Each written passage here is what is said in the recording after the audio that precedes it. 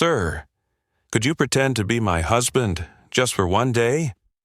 The words hit like a slammed door. Caleb Turner, 39, froze with a sack of horse feed on his shoulder as morning light stretched long shadows over cracked sidewalks in downtown Fairill, Montana. Behind him stood a white woman, mid-30s, hair whipped by wind, heels scuffed, fear written plain on her face. Her coat looked worn thin. Both hands shook around a child's backpack. She looked like sleep hadn't found her in days. Caleb blinked. "What?" "I know it's insane," she rushed, eyes flicking toward the street like it could bite. "But please, just today. If that man sees me alone again, he'll take my daughter." Caleb followed her stare. A government sedan waited across the road, engine quiet, presence loud. Beside it stood a man in a dark trench coat, clipboard in hand, scanning the block like the ending was already decided. Caleb's first instinct was distance. This wasn't his mess. He was a woodcarver, a black man in a mostly white town, who'd learned trouble clung harder than it let go. "I think you've got the wrong guy," Caleb said softly, shifting the strap on his shoulder. "No," she whispered, shaking her head fast. "I saw you outside the cafe, how you looked at that little boy begging. You didn't step around him. You didn't look away." "My name's Rachel," she added, voice cracking. "My daughter is Harper. She's 6. Her eyes shone with raw panic. "Just walk me across the street like we belong to each other. That's all I need. One day, one safe day." The trenchcoat man turned, spotted them, and started walking over. Something lit in Caleb's gut, a heat he hadn't felt in years. "I'm Caleb Turner," he said, calm as carved cedar. He stepped closer. "Take my arm." Rachel inhaled sharply, then obeyed. They crossed like partners who'd done it 100 times, steady, familiar, practiced. The agent cut in halfway. "Ma'am, you were scheduled for an evaluation at 10. You missed it." Rachel's throat locked. Caleb gave her arm a gentle squeeze, then faced the man. "She didn't miss anything," Caleb said. "We're together now." The agent's brows tightened. "And you are?" Caleb didn't blink. "Her husband." He let the words sit heavy. "We've had a rough stretch, but I'm taking her and the child home today." The agent's eyes sharpened. "You're not listed, no license, no shared address." Caleb sighed, shifting the feed bag like it was nothing. "We don't live by paperwork. I built our place up the mountain with my own hands. You want proof? Come see it." A small face appeared in the sedan's back window. Big blue eyes, a stuffed rabbit held like a shield. The agent paused, then clicked his pen. "I'll be following up. Don't disappear." Caleb's voice stayed even. "We won't." The agent stepped aside, but his stare lingered. The moment they reached the sidewalk, the car door flew open, and Harper ran straight into her mother's arms. "Mama!" Rachel dropped, hugging her tight, shaking like she'd been holding her breath for miles. Harper peeked at Caleb, wary, exhausted, curious, all at once. "Who's he?" Harper asked. Rachel looked up, tears trembling on her lashes. Her voice came out steady anyway. "That's Daddy." Harper tilted her head, then slowly offered her hand. Caleb stared, surprised by the trust in that tiny gesture, then took it like it mattered. If this hit your heart, leave a comment. Have you ever met someone for just one day, then everything changed? Like the video if you believe small kindness can pull someone back from the edge. And subscribe for more stories where goodness still fights to exist. An hour later, Caleb's weathered red truck climbed the mountain road, groaning around bends. The feed sack rolled in the bed. Wind whistled through a cracked window. Harper sat between them, humming a tune nobody recognized. Rachel stayed quiet, holding her daughter close, watching Caleb like he might vanish. When the cabin appeared, tucked under tall pines, chimney smoking, woodpile stacked neat, Harper whispered, "It smells like cedar." Caleb nodded. "Because it is." They parked. Caleb opened the door for them. Rachel hesitated like the threshold might trigger the whole world. "You really live alone up here?" she asked. Caleb's mouth twitched. "Lived," he corrected. "Until now, I guess." Inside, the fire chased October's bite away. Pine walls, a stone hearth, shelves he'd built, a table worn smooth by his hands. Simple, but solid as truth. Harper climbed onto the couch and curled around her rabbit. Caleb pointed down the hall. "Take the bedroom. Let her have the bed. I'll sleep on the floor if I need to." Rachel shook her head, overwhelmed. "You've done too much." Caleb met her eyes. "Then let me do a little more." That night, with the fire low and wind whispering against the cabin, Rachel sat at the table with warm milk, hands still trembling. "Why did you help me?" she asked. Caleb watched embers glow. "You said you needed someone to pretend. I used to pretend all the time. Pretend I was fine. Pretend grief didn't hollow me out." Rachel's expression softened, but she didn't push. Caleb's voice stayed gentle. "You don't have to explain everything tonight." He paused, then added, "But you also don't have to run anymore." Rachel swallowed hard. "Just one day," she whispered. Caleb turned toward her. "We'll see about that." Before sunrise, Caleb stirred from the floor, back aching from hard boards, but he didn't complain. It had been years since anyone shared his roof, let alone a woman and a child. The hearth held only faint embers. He rebuilt the fire quietly, practiced and careful. Rachel and Harper slept on the pull-out couch beneath an old patchwork quilt, his grandmother's. Harper's arm draped over her mother's chest, Rabbit tucked under her chin like a promise. They looked like they belonged. Caleb ground coffee with a hand mill, letting the rhythm steady his thoughts. A soft sound behind him. Rachel sat up slowly, hair messy, eyes rimmed red, with the kind of tired that sinks into bones. She tightened the quilt around her shoulders. "Morning," she said. Caleb nodded. "Coffee's almost ready." She glanced at Harper. "She didn't wake once. That's rare." Caleb poured steaming water over the grounds, waiting. Rachel breathed in. "You weren't kidding," she murmured. "This place smells like cedar and quiet." He slid her a mug. "Most days that's all it is." She sipped carefully, then spoke smaller. "Thank you for yesterday." Caleb sat across from her. "I still don't know why I said yes." Rachel gave a tired little laugh. "Maybe we got desperate at the same time." Silence settled, wood popping, fire murmuring. Then Rachel spoke again. "Harper's father, he was never really around. I raised her alone." Caleb nodded, letting her choose the pace. "He died 3 years ago," Rachel added.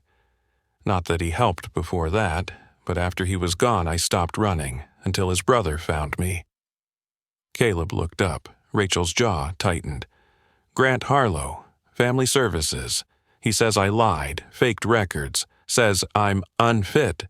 He wants her in a system," Rachel continued, voice shaking with anger.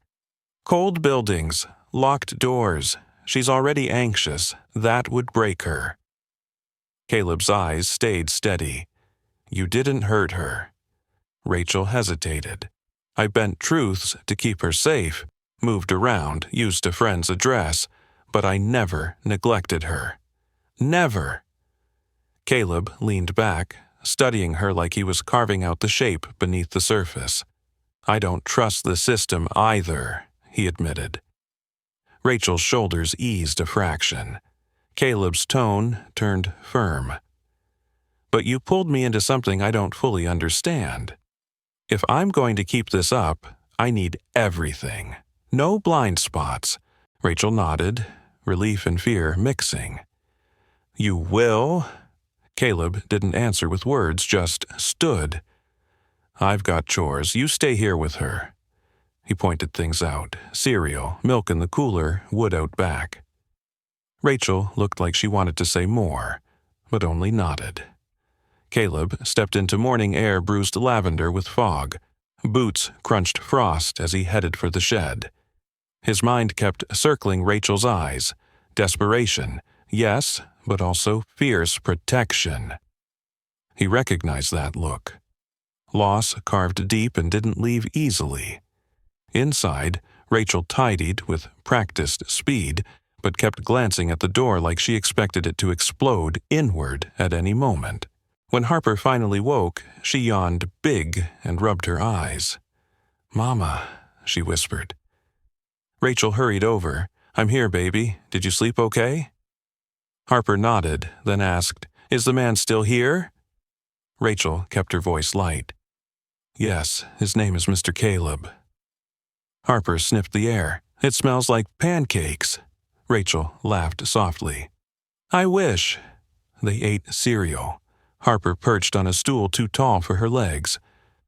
Rachel smiled, but her eyes kept calculating exits, timelines, excuses. Old survival habits didn't vanish overnight. Near late morning, Caleb returned with dirt on his jeans and a basket of fresh eggs, like he'd carried Normal home. "Your kid's awake," he said, stepping in. "She's polite." Rachel smiled faintly. She had to grow up too fast. Caleb set the eggs down. "You can stay longer." Rachel straightened like she misheard.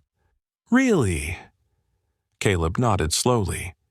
"But if I'm putting my name on this lie, I need it to mean something. You tell me everything. No secrets, no surprises," he added. "I can't protect you in the dark." Rachel's expression softened. "That's fair." Harper ran up, clutching her rabbit. "Mr. Caleb, do you have chickens?" He smiled. "Had a few. Foxes took most. One old hen left, named Mercy." Harper giggled. "Like church." "Exactly." Later, Caleb brought Harper outside to meet Mercy. Rachel watched from the porch as her daughter crouched by the coop, laughing at clucks and feathered struts. Rachel hugged herself, breath making little clouds. Caleb returned, wiping his hands on a rag. "She's good with animals," he said. Rachel's eyes stayed on Harper. "Animals don't lie." Caleb sat beside Rachel, close, not touching. Pines swayed in the wind. "Why me?" he asked at last. Rachel turned, voice quiet but sure. "Because you listened. You didn't look away." Caleb stared ahead, jaw tight. Rachel asked carefully, "You're not pretending anymore, are you?" His answer came low. "I'm starting to wish I didn't have to." Wind rose, rattling branches like warning beads. Something shifted in Caleb, like his life might be more than wood and silence. Then came the knock. 3 sharp raps, too deliberate to be friendly. Caleb froze mid-motion, dish towel in hand. Rachel's head snapped up. Harper kept drawing, unaware that the air had turned to ice. Caleb edged to the window and lifted the curtain a sliver. A black sedan sat out front. Government plates again. He cursed under his breath.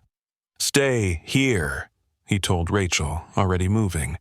Her voice went tight. "Is it him?" Caleb didn't lie. "I don't know, but don't open the door unless it's me." He stepped onto the porch and shut the door behind him. Crisp sun, long shadows on gravel. A tall man in a pressed navy suit waited. Leather folder tucked under his arm, hair graying and slicked back. Beside him stood a broad-shouldered woman in her 40s, sunglasses on, posture like authority made flesh. "Can I help you?" Caleb asked, tone flat. The man held out a card. "Mr. Caleb Turner, I'm Grant Harlow, Department of Family Services. This is Officer Tessa Mendez." The officer's voice cut in. "We got a report a woman and child are staying here. Welfare check." Caleb didn't take the card. "You got a warrant?" Grant smiled like he'd practiced it. "Routine visit, formality. The sooner we speak to the mother and child, the sooner we're gone." Caleb crossed his arms. "They're resting." Officer Mendez shifted. "Sir, we have grounds to speak to the child. Cooperate or we return with backup." Caleb let silence hang, then nodded once. 1 minute. He went inside and locked the door behind him. Rachel was already standing, eyes wide. "It's him." Caleb nodded.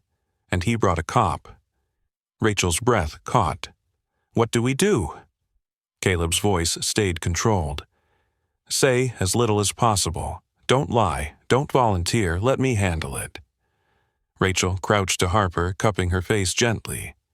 "Sweetheart, you have to be brave. A lady might ask questions." Harper frowned, confused. Rachel kept her voice steady.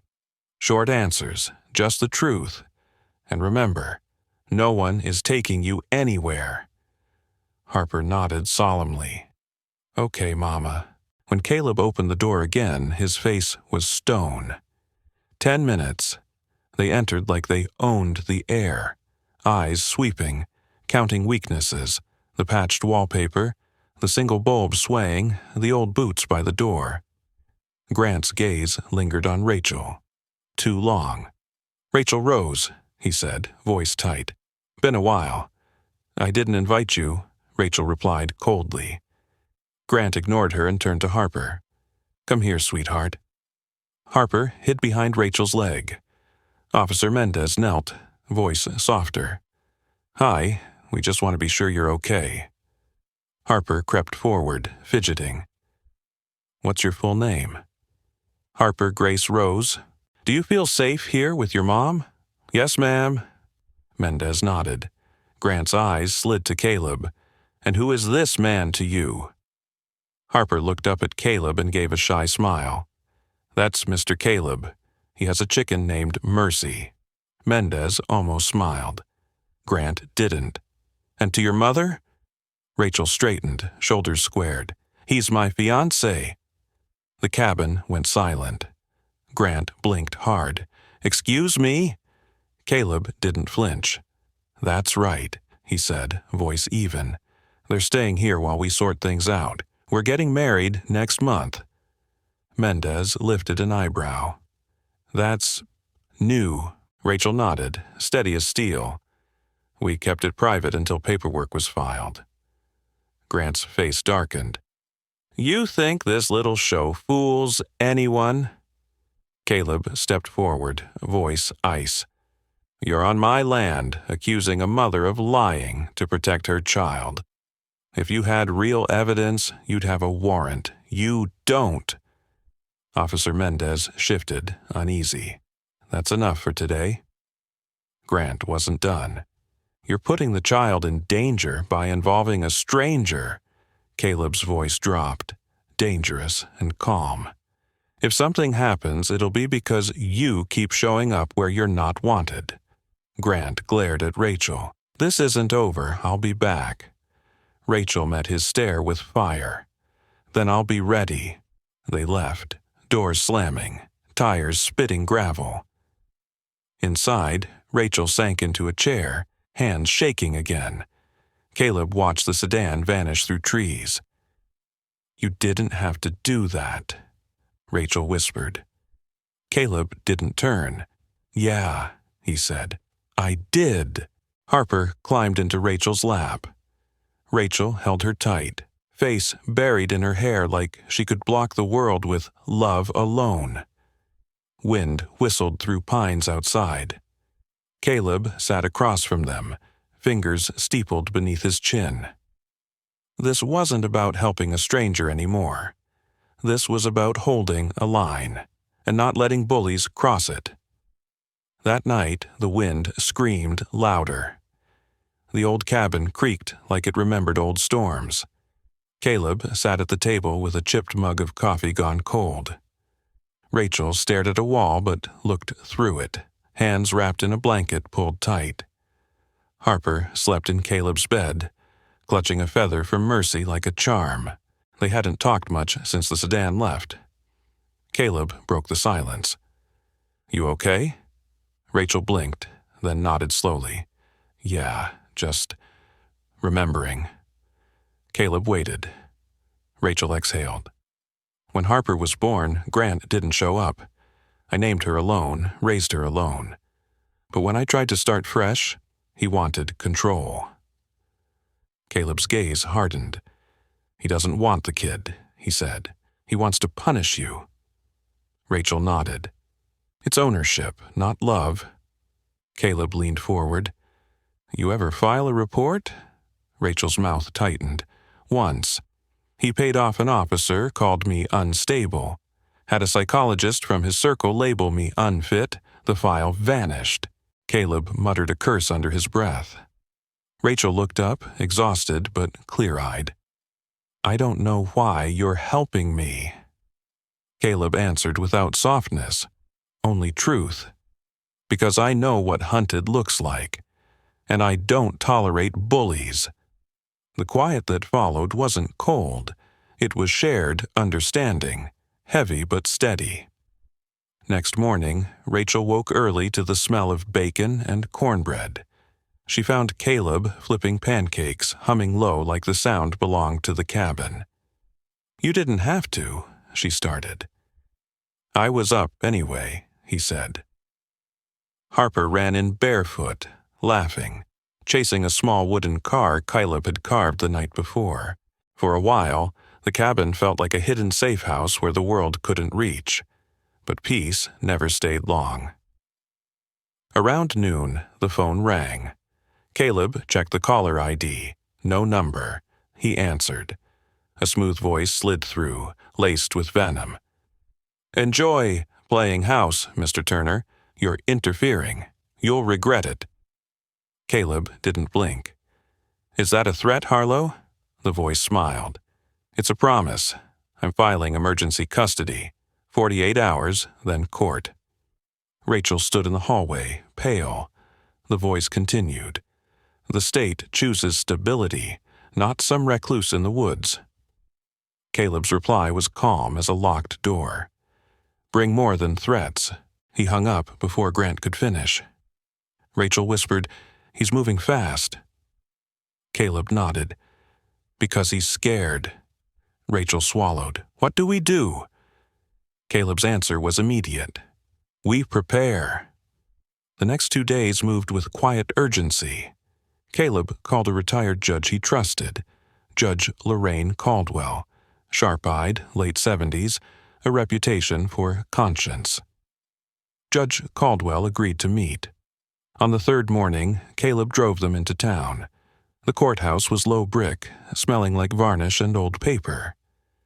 In her office, Judge Caldwell listened as Rachel laid everything out. Manipulation, threats, custody games, paid opinions, the running, the fear. The judge didn't flinch once. When Rachel finished, Judge Caldwell looked at Caleb. He met her gaze. "I vouch for her with my life." The judge tapped her pen, thinking. "No formal case filed yet, but I've seen Grant Harlow operate. He's connected, and he's dangerous. If he pushes this, you'll need documentation, testimony, and, most of all, witnesses." Rachel's eyes dropped. "Most people are afraid of him." Judge Caldwell's mouth tightened. "Then we find someone who isn't." They left with a list, request records, gather school and medical notes, seek a protective hearing, and file for temporary guardianship naming Caleb as a safeguard. Just enough to slow Grant's legal steamroll. Back at the cabin, Caleb made calls while Rachel dug through old files. She found a buried letter from a nurse who once reported a bruise on Harper's arm. Emails hinting at forged paperwork. Hope flickered. Small. Stubborn. but shadows flickered too. That night, Caleb noticed a car creep down the road. No headlights, tires crunching gravel. It didn't stop, but it didn't feel random. Caleb rose. We need to be ready for anything. Rachel stood, fear sharpening her face. You think he'd come here? Caleb's eyes stayed fixed on the dark window. I think he's already watching. Rachel glanced toward Harper's door. Then we don't sleep. Caleb checked his shotgun, then listened to the wind. Outside, gusts rose through pines, and far down the road headlights blinked once, then vanished into trees. The night crawled forward, heavy and slow, like a storm deciding whether to break. Caleb stood on the porch, shotgun loose at his side, flashlight unlit in his other hand.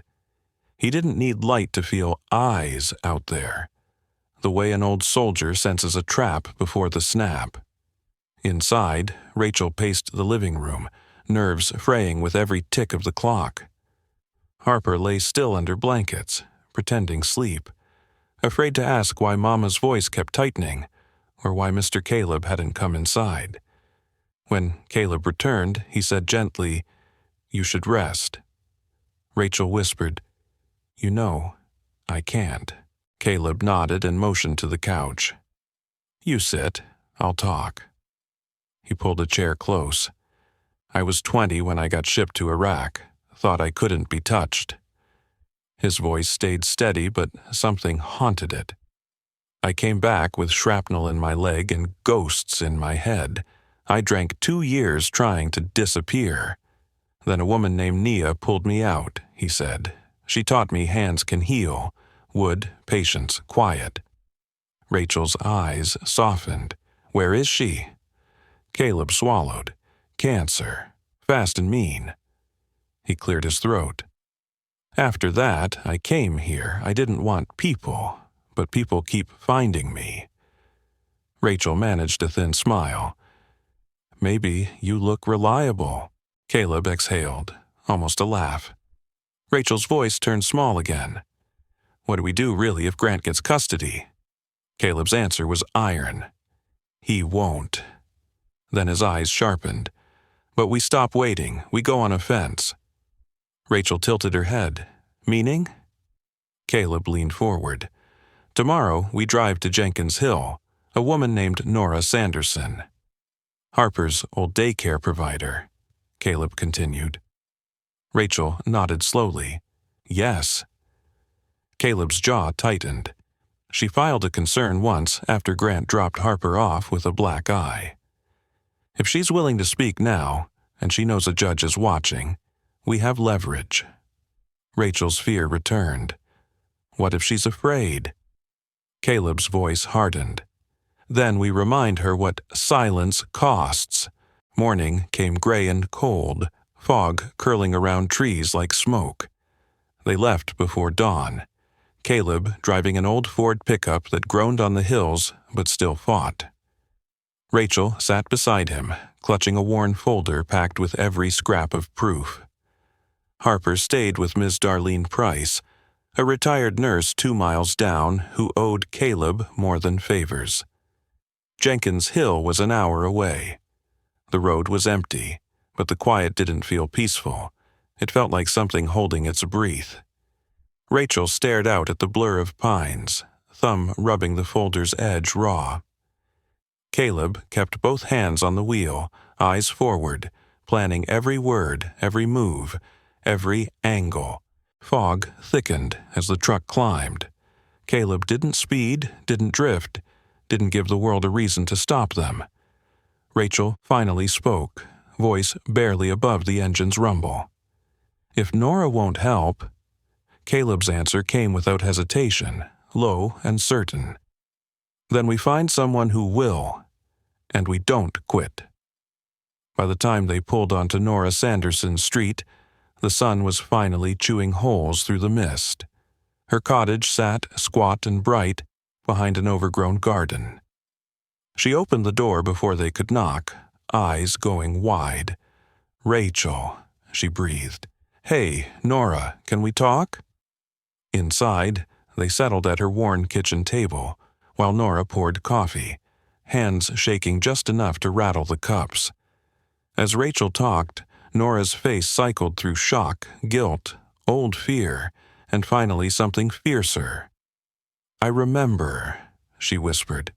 "Harper's arm was bruised. She said Daddy got mad. I documented it," Nora continued. "Filed a report with the county. No one ever came back.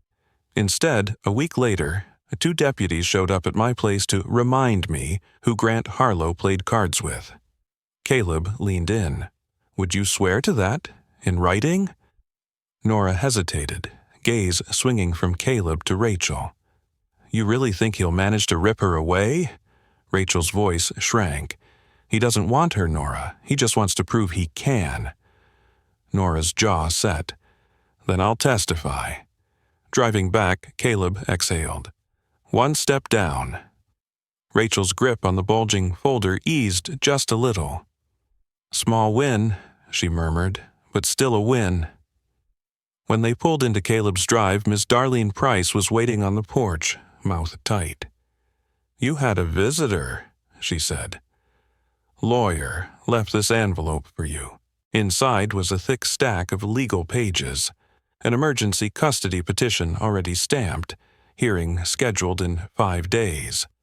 Stapled behind it, glossy photos edited to catch Rachel mid-blink and Harper mid-cry, plus a log painting Rachel as a serial kidnapper of her own child. Rachel's hands trembled as she flipped through them. "He turned me into a monster on paper," she whispered, "like I snatched my own daughter." Caleb skimmed the pages, jaw clenching. "This is rushed and crooked. He's cutting every corner he can." Rachel swallowed. "We need real counsel." Caleb nodded once. "I'll ring Judge Caldwell, see who she trusts." That night, silence pressed in around them again, thick as smoke. After a long stretch staring at the fire, Caleb finally spoke. "You ever think about leaving the state?" Rachel looked up sharply. "Running, you mean?" "Not running," he said. "Starting somewhere Grant's name means nothing." Rachel huffed a humorless breath. "I imagine packing up every day, but he'd chase us." Caleb's gaze held hers. "Not if the law backs you." She studied him. "Why are you still here, Caleb? This isn't your war." His answer came low, steady. "Because once you see something this wrong, you don't get to pretend you didn't. I've made peace with the man I used to be. I'm not making peace with letting Grant win." Silence stretched. Rachel's fingers brushed his. This time, it wasn't pretend. Morning yanked Rachel awake. For a dizzy second, she didn't recognize the paneled walls, the scent of wood smoke instead of her pale blue bedroom. Then it hit. Caleb's cabin, borrowed safety with danger on the horizon. Downstairs, he sat in flannel, glasses low, studying legal pages. "Morning," she murmured. He glanced up, offering a brief, warm smile. "Sleep any?" "Better than I thought I would," she admitted, stepping closer. "Thank you for all of this." He handed her coffee instead of deflection. "We've got 5 days, and Grant's not easing off." Caldwell called back this morning. "She's furious this petition slid through so fast," Caleb said. "She's pushing complaints upstairs, but the politics are messy. Grant's daddy used to shovel money into the DA's office." Rachel rolled her eyes, bitterness sharp. "Of course he did. Men like him are born with shortcuts." Caleb pushed back from the table and paced, energy bottled. "But she gave us a name. Defense attorney Janice Rowe.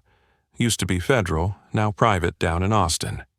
Caldwell says she's razor sharp and doesn't scare." Rachel winced. "She'll cost a fortune." "I'll cover it," he said simply. Rachel's eyes flew wide. "Caleb, no! You don't have to bankrupt yourself." "I'm not asking permission," he answered, calm but unyielding. Before she could argue more, tires crunched outside. A sleek black SUV rolled up, government plates flashing dull. The knock that followed was measured, confident, practiced. Caleb opened the door to find a black woman in a navy suit, badge raised. Agent Denise Carter, Department of Child Protection, Special Investigations. Rachel's throat went dry. We didn't call anyone. No, Agent Carter said. But someone did. Anonymous tip about abusive emergency custody petitions. That's my lane. They let her in. Questions came quick but never cruel. She asked about the bruise from 2 years back, about Grant's finances, about a complaint Nora filed that mysteriously vanished. Then Agent Carter flipped a page. Who's this listed on Harper's school file as father figure? She asked. Caleb went still. Rachel glanced at him, then squared her shoulders. That was me. My idea. We were trying to keep Harper enrolled without triggering another evaluation. She was finally steady. Agent Carter's brow ticked. So, you're not actually married? No, Caleb answered quietly. We're not. Yet you signed medical consent forms and school pickup slips, Carter said. Caleb didn't blink. Because I showed up. Every time Grant didn't, I did. I made sure she was treated and safe, title or no title. Carter watched him, then nodded. We're reopening his emergency petition. His filing's going before the ethics board, she added. I can't promise how the court will land, but I'll make damn sure the truth gets there. She rose, closing the folder. Keep your phones on. If Grant pushes back, you call me directly. We know his history now. When Agent Carter left, Rachel dropped into a chair like someone had finally exhaled for her. She hits like a hurricane, she said weakly. Caleb's mouth tipped. Best kind. The rest of the day was triage. Every photo, voicemail, school record, piled while Caleb scanned and backed up everything. By late afternoon, Janice Rowe's voice crackled through Caleb's old speakerphone. Crisp, direct, strangely reassuring. This is winnable, she said. But only if you stay ahead. Grant will try emotional ambushes. No public scenes, no social media rants, no panicked texts. You two need to look calm, unshakable. Rachel nodded, throat thick. What about Harper? Shield her, Janice replied. No unsupervised contact with Grant. If he appears, you call the police in my office. Do not let him corner you alone. That night, Rachel tucked Harper in, smoothing curls behind her ear. Are we okay, Mama?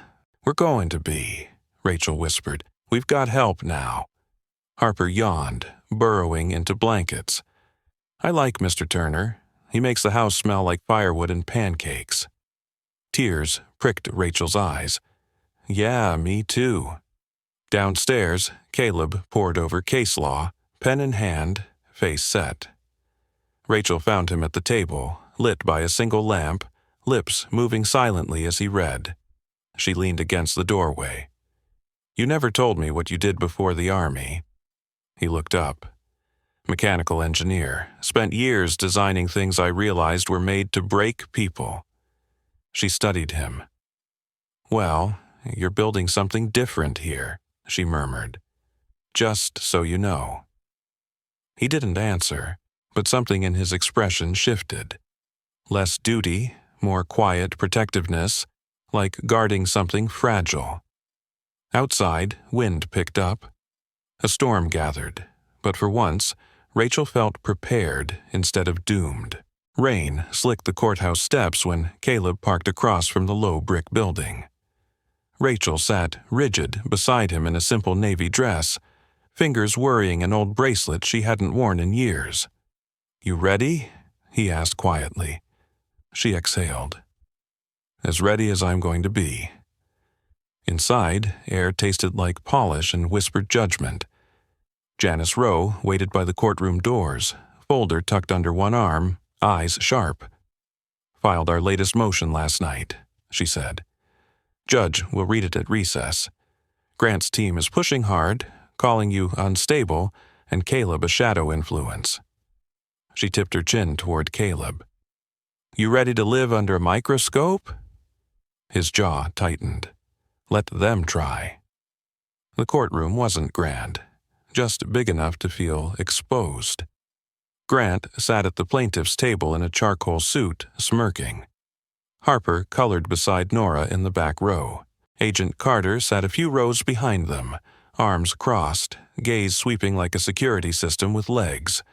For the first time, Rachel felt the floor tilt slightly away from Grant.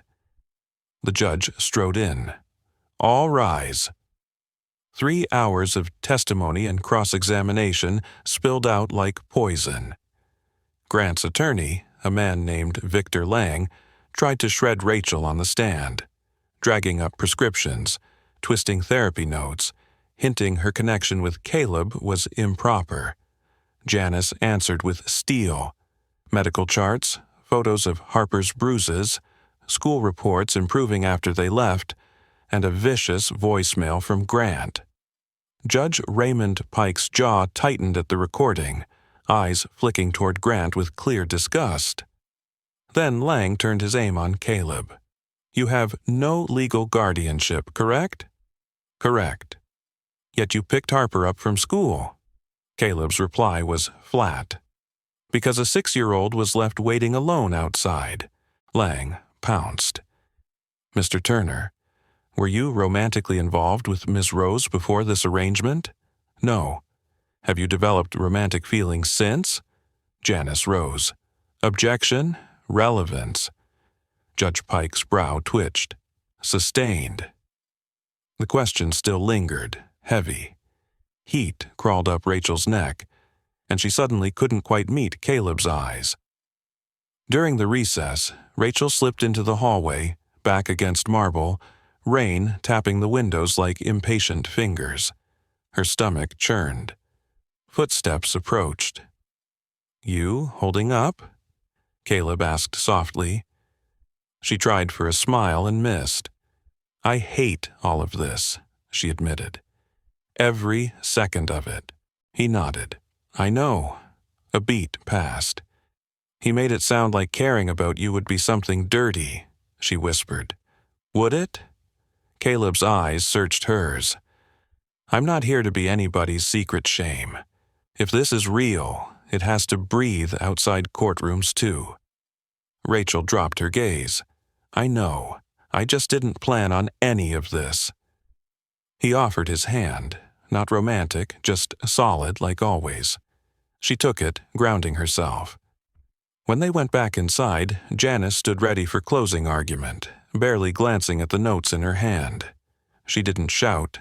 She didn't need to. "This isn't about titles or DNA," Janice told the judge. "It's about safety, patterns, and a little girl who, when afraid, doesn't call her biological father. She calls the man who repeatedly showed up. This court owes Mr. Harlow no unearned redemption." When she finished, you could have heard the clock ticking. Judge Pike called for a recess to deliberate. Out in the hallway, time crawled. Rachel sat beside Caleb, hands twisted together. Harper eventually fell asleep against Nora's shoulder, crayons clutched in her fist, the picture half finished in her lap. An hour later, the clerk called them back. Rachel's legs felt unsteady as they rose. Judge Pike's face gave nothing away. "After reviewing testimony and evidence, emergency custody is terminated. Legal custody of Harper Rose remains with her mother Rachel Rose, unless future proceedings prove otherwise," he ruled. But he wasn't finished. "This court also censures Mr. Grant Harlow for misrepresenting facts. Any future petition without substantial change will be treated as contempt." Grant shot to his feet, face mottled with rage, mouth opening, until Agent Carter stood too. "Mr. Harlow," she said coldly, "a word."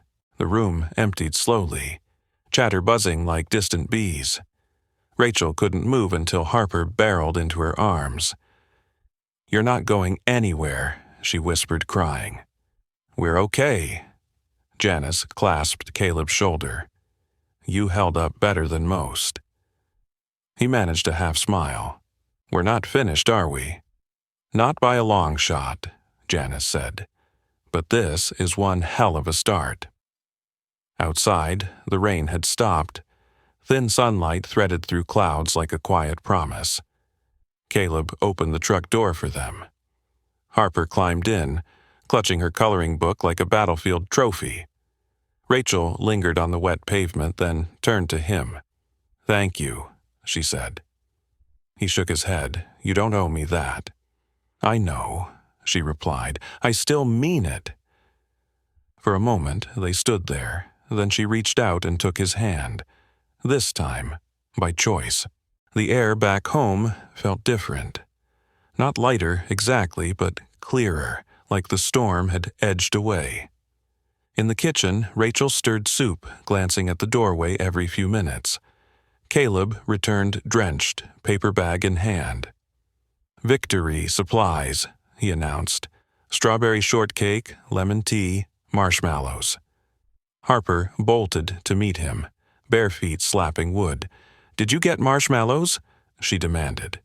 "For Coco or your victory parade?" Caleb teased. "Both." He handed her the bag like contraband.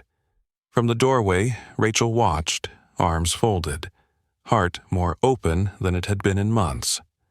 Later, Harper dozed on the couch, cartoons murmuring, blanket bunched around her ankles. Out on the back porch, Rachel and Caleb sat in the dim glow from the kitchen window. Crickets sang in the tall grass. "You ever wonder if peace like this lasts?" she asked quietly. Caleb rocked slowly, chair creaking. "I quit asking that years ago," he said. "Now I just grip the good while it's here." Rachel exhaled. "I keep waiting for Grant to pull something." "He might," Caleb said, "but now he knows he's not the only one swinging." Rachel's mouth twitched. "That's not nothing," she said. They fell quiet, the only sounds the rocker's creak and a distant owl. After a while, she spoke again. "I never meant to crash into anyone's life, especially yours." "I know," Caleb replied, "but you didn't push me away either." Her phone buzzed on the table behind them, slicing through the moment. Rachel flinched, dread spiking, until she saw the name. "Nora," she answered fast. "Nora? You need to come to the station," Nora said. "Bring Caleb. I'll explain there." 10 minutes later, they were in the truck. Night had settled deep when Caleb pulled into the sheriff's lot. Streetlights casting halos on cracked pavement. Nora waited just inside, wringing her hands. She led them down a narrow hallway to a back office where Agent Carter sat, arms folded, a folder open in front of her. "You'll probably want to sit," Carter said. Rachel stayed standing. "Just tell us." Carter flipped the folder around. Grainy surveillance stills stared up. Grant leaning into a car window, talking to a man whose face was turned just enough. Rachel's stomach dropped. "Is that Judge Pike?" Carter nodded grimly. "Taken 2 nights before your hearing," Carter said. "We've tracked a cash transfer from one of Grant's offshore accounts into a shell company tied to Pike's cousin." Caleb's hands fisted. "He tried to buy the ruling." "Looks that way," Carter replied. "We're building charges, but it'll take time." Rachel gripped the chair. "So, what does that mean for ES?" "Your case may be reassigned to a new judge," Carter said. More importantly, Grant's cornered. Cornered men panic, and panicked men do reckless things. Assume he's not finished yet, not for a while. Carter closed the folder. "We'll be monitoring his accounts and calls. No contact, no answering his messages. Let US handle the watching." Nora added, I'll park outside your place the next few nights, make sure no one comes sniffing around." The knot in Rachel's chest tightened again. As they stepped into the cool night, Caleb reached for her hand. This time, Rachel didn't hesitate. Back home, she paused in Harper's doorway, watching her sleep, stuffed elephant tucked under one arm. She pulled the blanket up and whispered promises she wasn't sure how to keep. Outside, Caleb stood by the fence, arms crossed, scanning the trees like they might answer back. When Rachel joined him, he didn't speak and neither did she. They stood shoulder to shoulder, staring into the dark, knowing this wasn't over, but knowing too they weren't facing it alone. The next morning came colder than anyone expected. Fog draped the yard in silver. Caleb was already outside with a metal thermos, eyes on the road. He handed Rachel a second cup as she stepped out, sleepless eyes heavy. "You patched the gate?" she said. "Latch was loose." Rachel wrapped both hands around the cup. "You think he'll come here?" "Not personally," Caleb said. "But somebody might. The kind of men who take his money for dirty work don't knock first." That truth settled between them, heavier than the fog, seeping into bone and breath alike. Around noon, a black SUV eased up the drive, unmarked. Nora climbed out first, with Carter behind her carrying a clipboard. "We need to talk," Carter said. At the kitchen table, Caleb at the head, she laid it out. "We traced Grant's calls. One went to Derek Maddox. Former Marine, dishonorably discharged," Carter continued. "Now he works off the books as private security for some very bad clients. We believe Grant hired him to intimidate you." Caleb's eyes hardened. "Intimidate or worse?" "We don't know," Carter said, "which is why we're recommending you relocate, temporarily." Rachel's stomach dropped. "We just got our lives back," she said hoarsely. "I know," Nora replied, "and we're trying to keep it that way." Caleb looked at Rachel.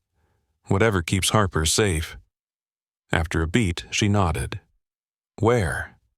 "A ranger station upstate," Carter answered. "Off-grid, secure, ours."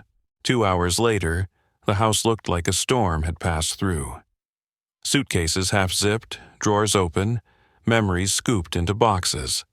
Harper peppered them with questions, why they were leaving, why her treehouse couldn't come. Rachel knelt. "It's just a trip," she said, "somewhere extra safe. You remember safe, right?" That night, they drove north in a small convoy, Nora's cruiser leading, Carter's SUV behind, Caleb's truck between, with Harper snoring in the back seat, Elephant hugged tight. Trees thickened along the highway, stars sharpening overhead. The ranger station emerged, a sturdy cabin overlooking a quiet lake. They settled in cautiously. Rachel unpacked kitchen things while Caleb checked locks and windows twice. Carter turned a back room into a command post, laptop, radios, maps. That night by the fireplace, she briefed them on subpoenas, surveillance, money trails. "Grant won't stop unless someone makes him," Caleb said. "He won't," Carter agreed. "But we're stacking evidence. Calls, money, threats." Rachel stared into the flames. "I'm tired of being scared." Nora leaned in. "Then use it. Let fear push you to finish this." Rachel looked at Caleb. He took her hand. "We'll see it through, together." The next few days stretched strange, tight, but quiet. Rachel taught Harper lessons by the window, voice even while her eyes drifted to the tree line. Caleb cleaned out the shed and unearthed a dusty bike Harper claimed instantly. Carter came and went, dropping updates like weather reports. Just before dawn one morning, Rachel's phone buzzed on the nightstand. Carter's voice crackled through, electric. "We got him!" Rachel sat upright. "Got who?" "Pike," Carter said. "He flipped." Admitted to the bribes, the pressure, everything. We have enough to charge Grant with conspiracy, witness intimidation, and fraud." Rachel let out a breath she hadn't known she was holding. "So it's over?" "Not quite," Carter replied. "Maddox is missing. We think Grant cut him loose as the net closed. He's out there." Caleb stepped into the doorway. "So we stay put," he said, "until he's caught." Later that morning, they stood on the porch overlooking the lake, fog lifting in soft curls from the water. Rachel leaned against Caleb's shoulder. "It's not the end," she murmured. "No," he agreed, "but it's the first morning in a long time that feels like a beginning." Harper padded out onto the porch, hair wild from sleep, rubbing her eyes. "Is it over?"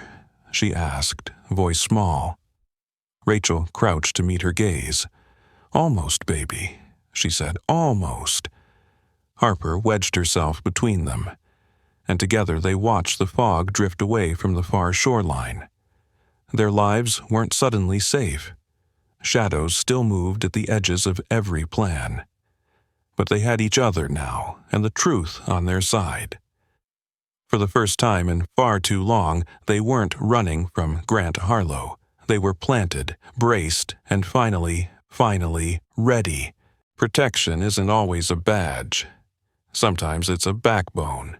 If you've lived long enough to watch the country change, good years, hard years, and everything in between, you learn something simple. Safety isn't guaranteed just because someone flashes a title. In Fairill, Montana, Rachel learned that the hard way. A government sedan parked like a threat. A man with a clipboard walked like the outcome was already written, and a 6-year-old girl sat behind glass with a stuffed rabbit held up like armor. Caleb Turner didn't look like the kind of man the system expects to step forward. He wasn't wealthy. He wasn't politically connected. He was a quiet black man in a mostly white town, carrying a 50-pound sack of feed and minding his own business, because people like him don't get the luxury of harmless misunderstandings. Trouble sticks, and it sticks longer when you're the wrong color in the wrong place. But something older folks understand, especially anyone who's raised kids or grandkids, is that when you see fear in a mother's eyes, it's not theater. It's instinct. Rachel didn't ask for a miracle. She asked for one safe day. And Caleb, maybe without even knowing why, offered the most powerful thing he had, his presence. One arm offered, one steady voice, one word, husband, spoken like a locked door. That moment wasn't romance. It was protection. It was a line drawn in dirt. And for those of us who've seen bullies in every decade, on playgrounds, in workplaces, in family courtrooms, this is the reminder. Sometimes the strongest shield isn't a weapon or a badge. It's a person willing to stand beside you and say, "No, not today." The system can be manipulated, so you must build evidence like a wall. Many older Americans grew up believing paperwork meant truth. A record, a signature, a stamp.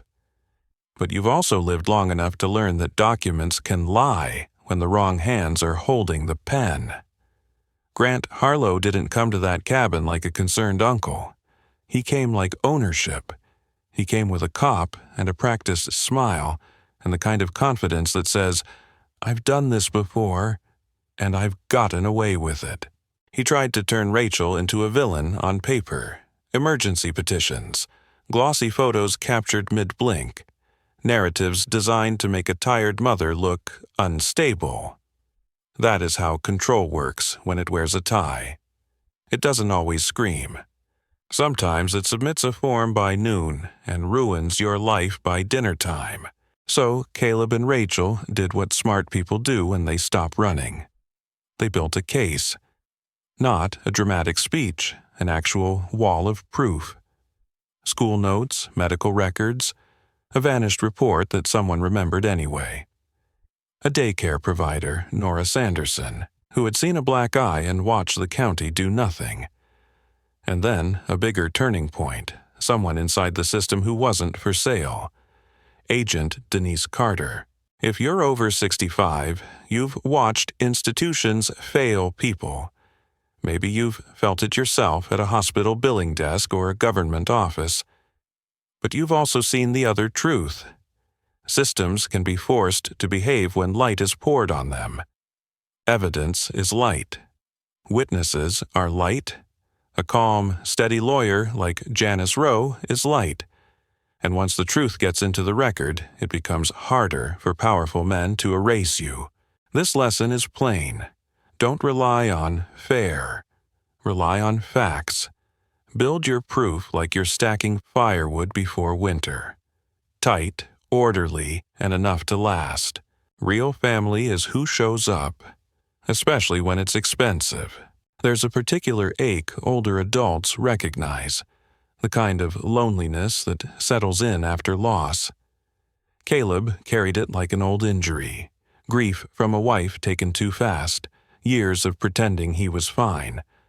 A life built on quiet because quiet hurts less than hope. Then Rachel and Harper walked into his cabin like a storm, and somehow like warmth. And here's the surprise. The pretend part didn't last.